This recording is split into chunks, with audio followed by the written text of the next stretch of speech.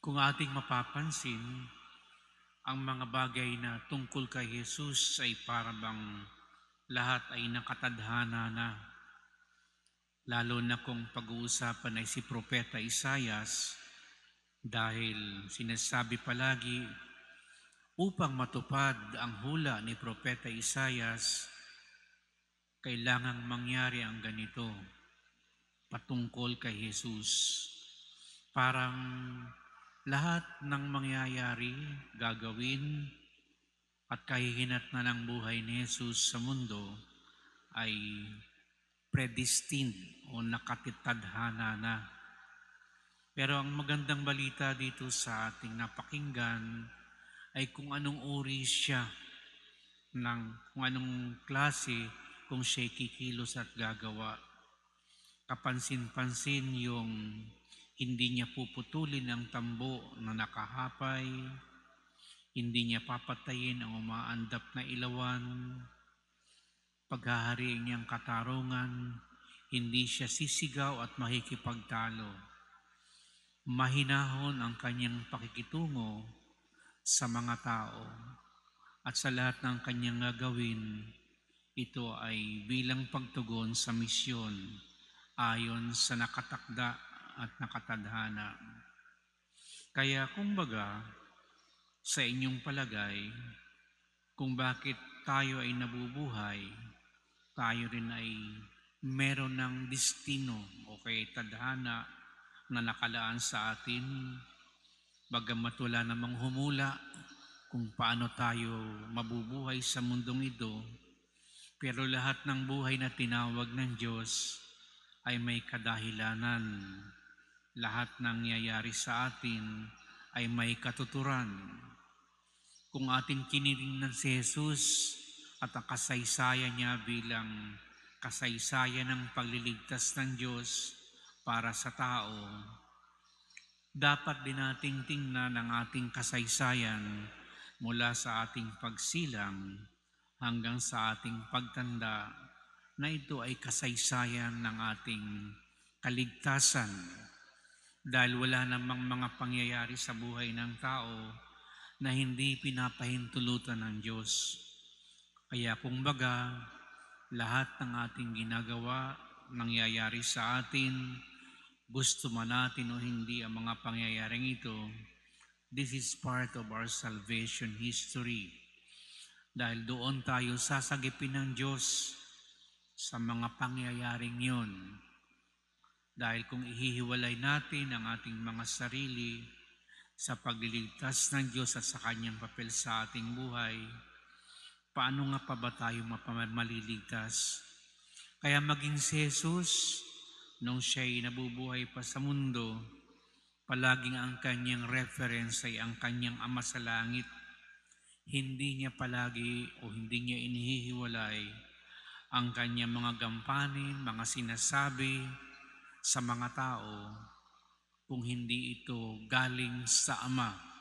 Sinasabi niya palagi bilang pagtupad sa kalooban ng Ama.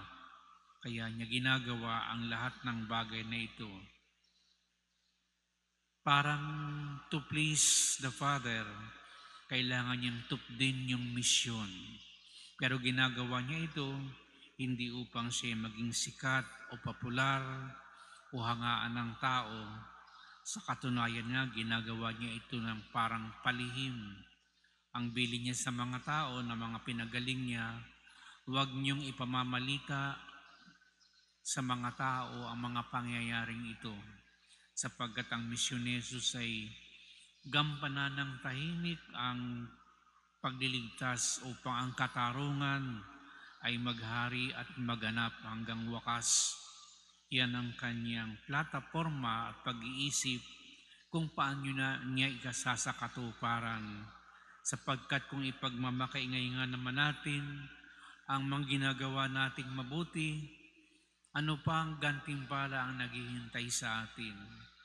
Maging sa misyon ng simbahan ngayon sa ating kapanahunan, hindi natin ipinagmamakaingay ang mga magandang gawain ng ating simbahan.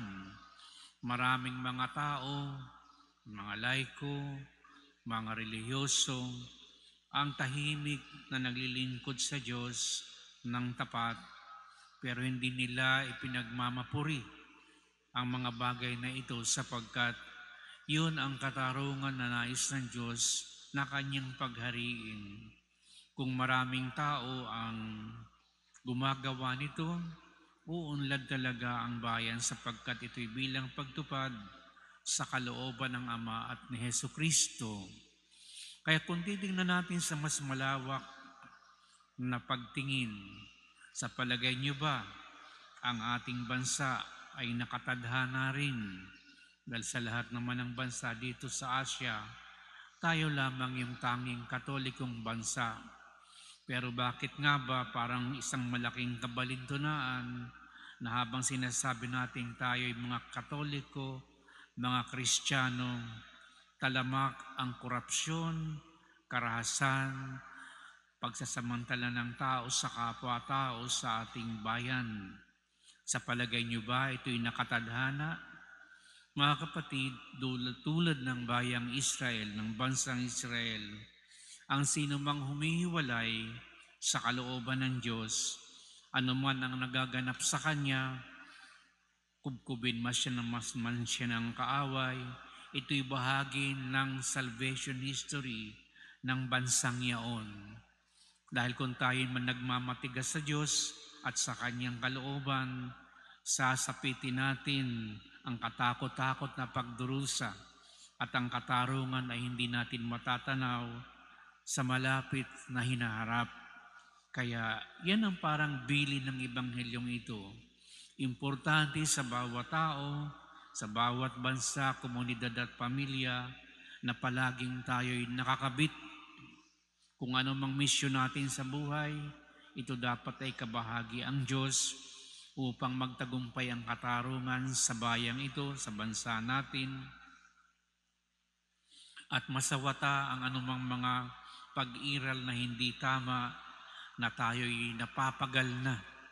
Parang mga dami-daming mga tao na mga magnanakaw, mamamatay, parang lahat ay nabibili na ng pera ngayon at tayo ay napupundi sa ganitong uri ng kalakaran, parang nawawala na tayo ng pag-asa. Pero darating din ang kamay ng Diyos sa atin. Maghihirap tayo upang matuto tayo sa ating kasaysayan. Pero yun ay bilang hindi pagkanti ng Diyos, kundi bilang pagpapaalaala sa atin na kung tayo'y hiwalay sa Kanya, wala tayong kahihinatnan. At yan ay isang mabuting balita na dapat nating palaging panghawakan sa araw-araw.